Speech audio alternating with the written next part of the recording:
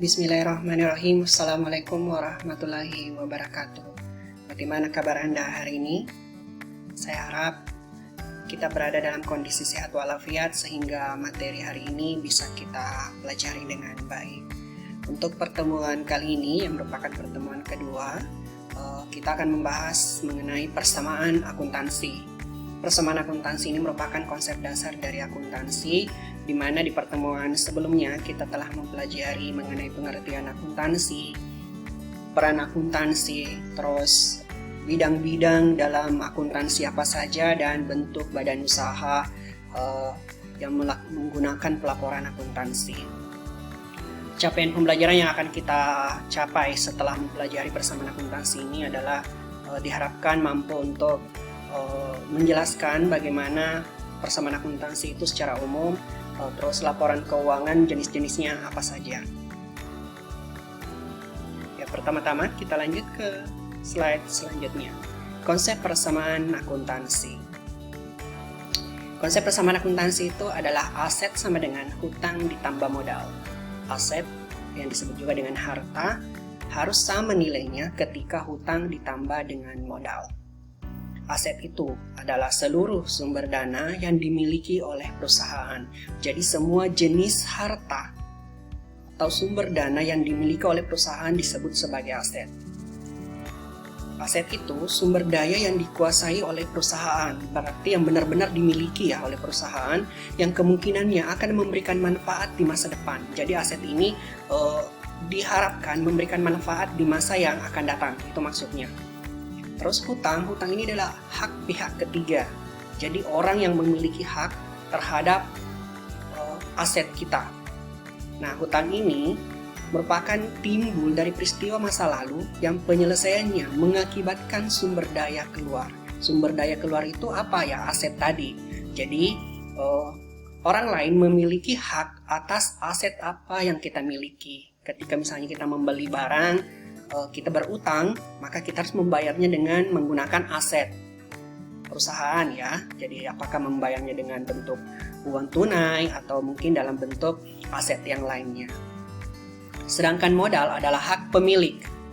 Jadi pemilik atau seseorang yang membangun perusahaan, membuat perusahaan, memiliki hak atas perusahaan tersebut. Nah, modal ini adalah uang atau aset yang disetorkan oleh pemilik perusahaan. Jadi, pemilik ini memiliki hak atas aset, atas harta yang ada dalam perusahaan.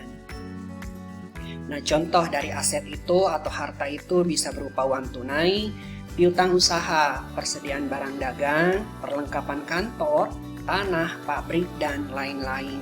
Sedangkan bentuk dari hutang atau liabilitas contohnya adalah hutang usaha, hutang bank, hutang pajak, pendapatan diterima di muka, dan lain-lain.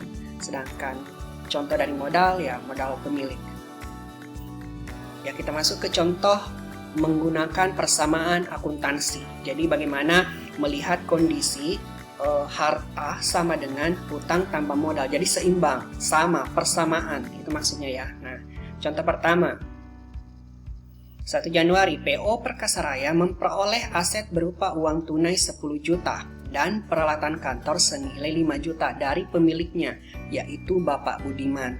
Nah, ketika kita import atau catat ke dalam persamaan akuntansi, ingat persamaan akuntansi aset sama dengan hutang ditambah modal. Nah, tadi berupa uang tunai. Uang tunai itu berarti kas dan peralatan kantor. Kasnya nilainya 10 juta uang tunai, peralatan kantor senilai 5 juta, dan itu disetor sebagai bentuk modal oleh Bapak Budiman. Maka inilah persamaannya. Aset 15 juta, hutang ditambah modal 15 juta. Berarti sama ya, persamaan akuntansi. Kita ke contoh selanjutnya. 2 Januari, PO Perkasaraya membeli peralatan seharga 1 juta rupiah secara tunai. Ya, ini slide ini masih lanjutan dari soal yang pertama ya. Nah, di tanggal 2 Januari membeli peralatan seharga 1 juta secara tunai. Karena membeli secara tunai berarti kas berkurang 1 juta, uang tunai kita berkurang 1 juta. Membeli peralatan bertambah 1 juta.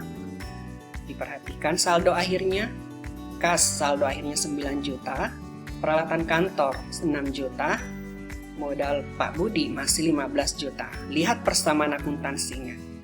Masih sama 15 juta, aset 15, hutang ditambah modal 15. Kita lanjut ke soal selanjutnya.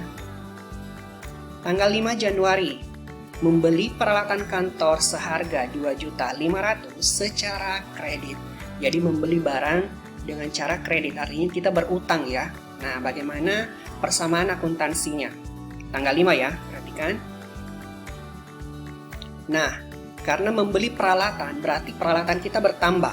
Nilainya 2.500.000. Apa yang bertambah? Karena secara kredit, hutang kita juga bertambah 2.500.000. Ya, membeli peralatan secara kredit. Jadi peralatan bertambah 2.500.000, hutang kita juga bertambah 2.500.000.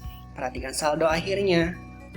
Kas bertambah 9 juta, peralatan kantor 8.500.000, kas saldo akhirnya 9 juta ya. Hutang saldo akhirnya 2.500.000, modal saldo akhirnya 15 juta. Perhatikan persamaan akuntansinya. Aset 17.500.000, hutang ditambah modal 17.500.000. Lanjut ke soal berikutnya. Tanggal 10 Januari, PO Perkasaraya melakukan penjualan ke PT Semestaraya senilai 15 juta secara kredit. Jadi kita melakukan penjualan secara kredit, otomatis tidak ada transaksi uang ya, tidak ada uang tunai yang masuk ke perusahaan. Nah, bagaimana persamaan akuntansinya? Nah, piutang dagang bertambah. Ya, kenapa? Karena kita memiliki uang di orang lain dalam bentuk piutang 15 juta. Modal bertambah 15 juta. Ingat, penjualan berpengaruh ke modal. Ketika menjual, maka pengaruhnya ke modal ya untuk persamaan akuntansi. Perhatikan saldo akhirnya. Nah, persamaan akuntansinya adalah 32.500.000. Kita lanjut lagi ya ke soal selanjutnya. 15 Januari, PT Semestaraya melunasi hutangnya. Jadi tadi penjualan yang sebelumnya tanggal 10 Januari senilai 15 juta dilunasi oleh pembeli. Maka persamaan akuntansinya, karena melunasi berarti ada uang tunai masuk. Kas bertambah 15 juta, piutang dagang berkurang. Jadi piutang kita tadi yang kita catat 15 juta telah dikurangi 15 juta kembali. Kenapa? Karena pelanggan telah membayar hutangnya. Perhatikan saldo akhirnya. Maka persamaan akuntansinya adalah 32.500.000. Lanjut lagi ya ke soal selanjutnya. 16 Januari 2019 membayar gaji pegawai 2 mingguan sebesar 1.500.000. Bagaimanakah pencatatannya untuk persamaan akuntansinya? Karena membayar berarti uang keluar, uang berkurang, kas ya, uang tunai berkurang 1.500.000 rupiah, modal berkurang 1.500.000 rupiah. Ingat, membayar berarti mengurangi modal, gaji pegawai ya mengurangi modal. Lihat saldo akhirnya.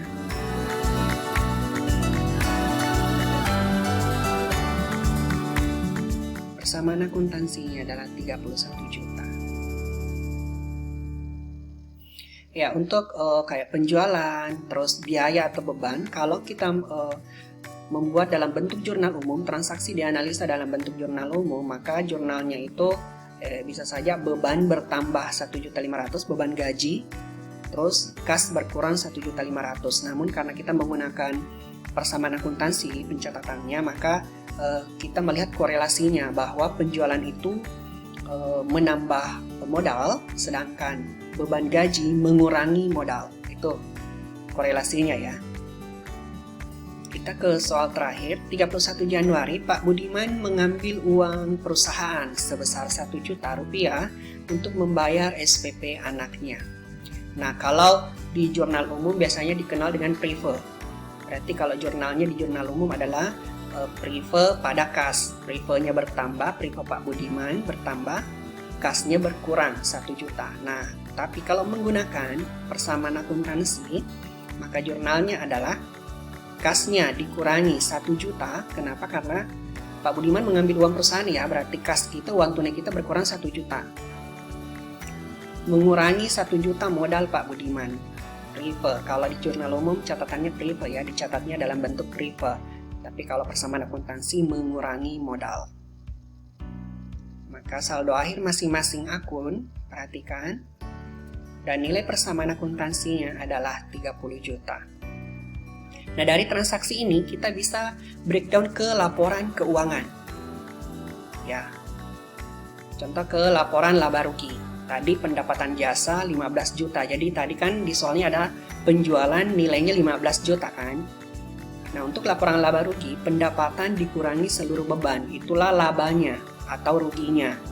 Nah, pendapatan tadi ada 15 juta, membayar gaji 1.500.000. Maka laba tahun berjalannya per 31 Januari adalah 13.500.000. Selanjutnya adalah laporan perubahan modal. Bagaimana posisi modal Pak Budiman per 31 Januari, di mana modal Tuan Budiman per 1 Januari adalah 15 juta. Setelah sebulan kita akan evaluasi berapa perubahan modalnya Pak Budiman. Nah, laba bersih senilai 13.500.000 yang berasal dari laporan laba rugi ditambahkan ke modalnya Pak Budiman. Sedangkan prefer, pengambilan pribadinya ya Pak Budiman yang tadi mengambil uang 1 juta untuk membayar SPP anaknya, itu mengurangi modal. Maka ada kenaikan modal untuk Pak Budiman senilai 12.500.000. Maka modal Pak Budiman per 31 Januari adalah Rp27.500.000. Sekarang kita lanjut ke laporan posisi keuangan. Nah, nilai-nilai ini, kas, peralatan, ini berasal dari ini ya. Kasnya 21.500, peralatan 8.500.000, hutang segini. Nah, ini 27. Perhatikan ya. Ini ya, jadi inilah laporan posisi keuangannya. Persamaan akuntansi, aset dengan liabilitas dan modal itu sama. Persamaan akuntansi itu maksudnya ya, jadi sisi kanan dan sisi kiri itu nilainya harus sama atau seimbang. Itu prinsip dasar dari akuntansi ya. Aset sama dengan liabilitas ditambah modal pemilik. Ya, demikian yang bisa saya sampaikan untuk kesempatan kali ini. Kalaupun ada yang ingin ditanyakan, silahkan tinggalkan pertanyaan di kolom komentar. Insya Allah saya akan menjawab semampu saya. Dan sekedar pemberitahuan, materi ini saya ambil dari buku Akuntansi Pengantar 1 oleh Kieso dan Akuntansi Suatu Pengantar oleh Bapak Catur Sasongko dan kawan-kawan. Sekali lagi, terima kasih atas perhatiannya. Mohon maaf atas segala kekurangannya. Tetap membaca referensi materi yang lain karena materi ini sangat terbatas. Sekian dan terima kasih. Assalamualaikum warahmatullahi wabarakatuh.